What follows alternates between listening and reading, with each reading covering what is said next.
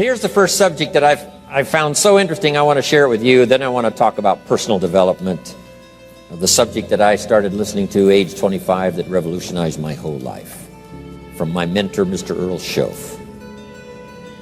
Here's an interesting subject. Just jot it down now. It's called enlightened self-interest. Enlightened self-interest. It's a fascinating study to study the idea of self-interest.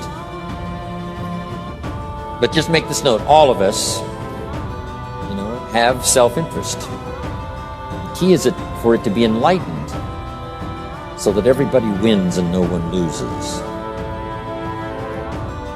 Our first interest is to survive. What does it take to survive? Our second interest is to succeed. What does it take to succeed? What does it take for me personally to survive and to succeed?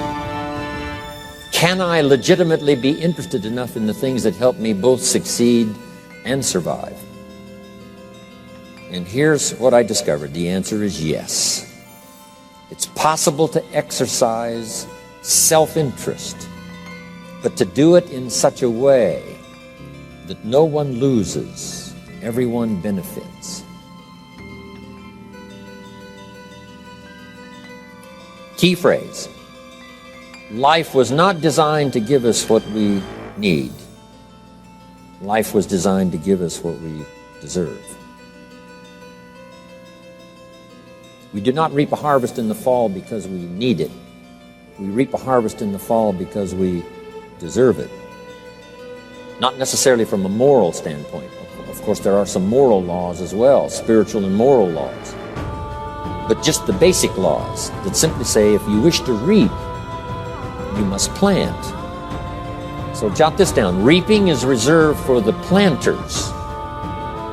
And the reason they reap is because they deserve it. They're the planters. They deserve to reap.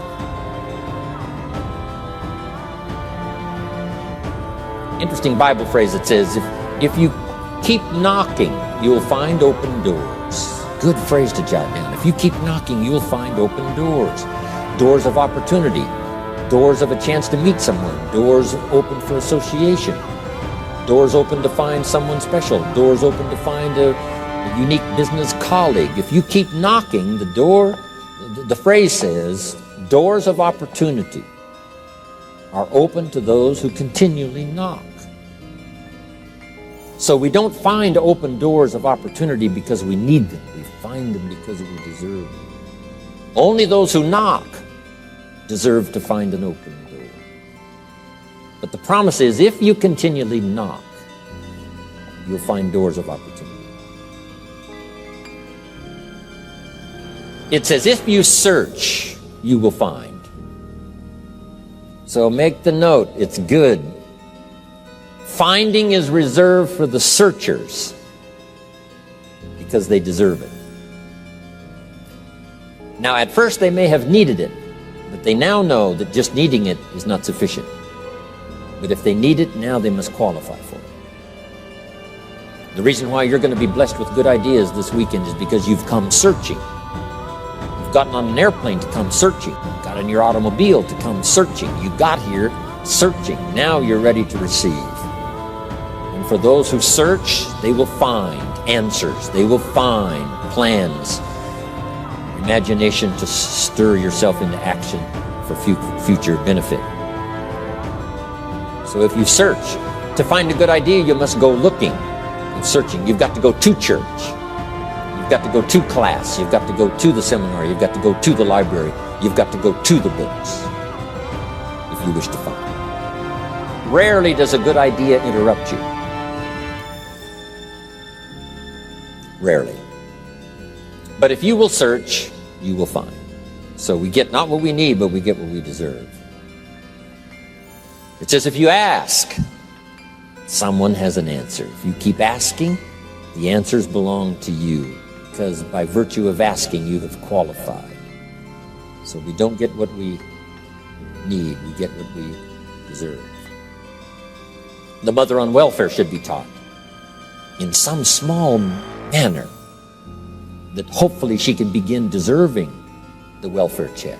Not getting it because she needs it, but now starting to get it because she deserves it.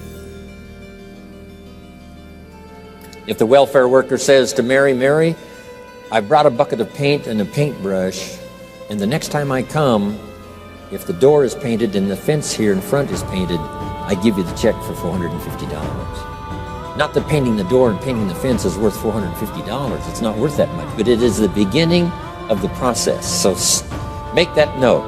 I want to begin the process of deserving. What would that be? What process should I begin engaging in to deserve good health, to deserve a good relationship, to deserve prosperity, to deserve an enterprise, to deserve the opportunity to build a city? What must I do to begin the process of deserving? So now the welfare worker comes back and the door is painted and the fence is painted. And now Mary gets the $450 to help take care of her children, not because she needs it, but because she's beginning to deserve it. Then the welfare worker thinks of some other project. She said, Mary, if these weeds are gone and this little garden is cultivated, when I come back, now that the door is painted and the fence is painted, if the weeds are gone and this little garden is cultivated, you get the $450. And step by step, a new life is emerging, learning the process of deserving it, not just needing it. We teach our children at home, right? Child says, I need $10. So that language doesn't work here. There's plenty of money here, and the vaults are full. But to say I need $10 is not how you open the vault. So the child says what? Wow, how can I get that $10 that I need? So here's what they learn to say. How could I earn $10? Now the vault opens up. Now the money starts to flow. How could I earn $10? What could I do to earn the money? Not to get the money because you need it. Maybe you need the money. That's, all of us have needs. Here the key is to figure out how to open the vault, how to open the bank, how to open this unbelievable flow of resources to come our way. And here's the key: to deserve it, not to need it. You can't walk out to the field and say to the field, I need a crop. Here's what the field says. Here's what the ground says. Who is this clown that brings me his need but brings me no seed? So jot that down. Take your seed to the marketplace, not your need. Don't disclose your need to the marketplace, only your willingness. We'll talk about that a little later today. Because the marketplace is not interested in your need, but they are interested in your seed. They're interested in your willingness to work.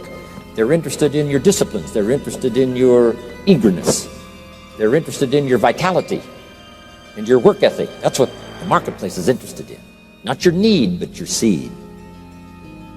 Okay. We get what we deserve.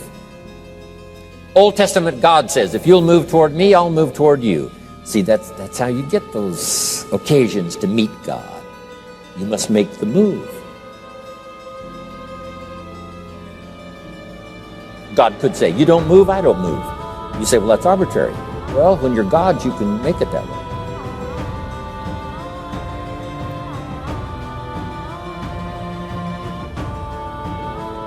So,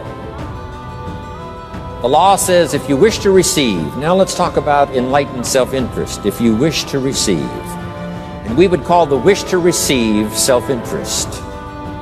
But if it's enlightened self-interest, here's what it says. I understand that in order to receive, I must give. Receiving is reserved for those who give. Receiving is not reserved for those who need it. It's reserved for those who deserve it. We deserve the receiving by giving.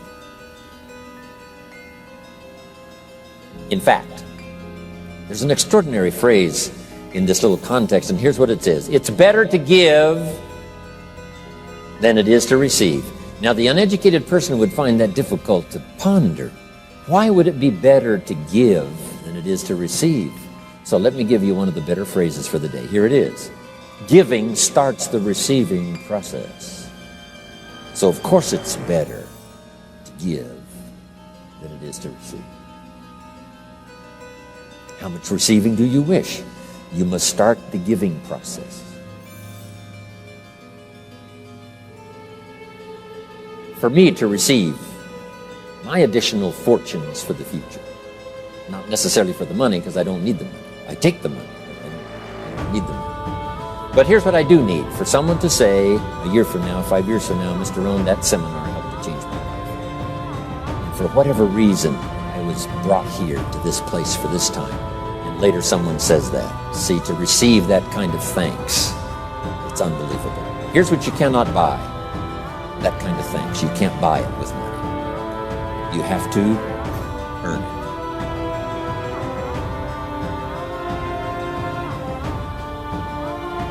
Now let's expand a little further now. It's called the law of riches and wealth.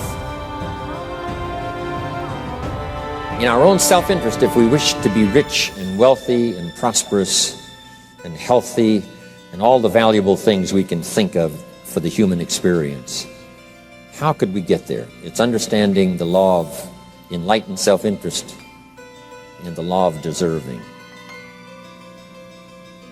The question was asked in the Bible, how can we be great? What is the key to greatness? Great wealth, great return, great accolades, trophies to put on the mantle above the fireplace. How can we get great respect, great riches, great abundance for ourselves? How can we get that? And the answer was given, and here was the answer: find a way to serve. Find a way to serve the many. So I paraphrase it to read this: service to many leads to greatness. Service to many leads to greatness.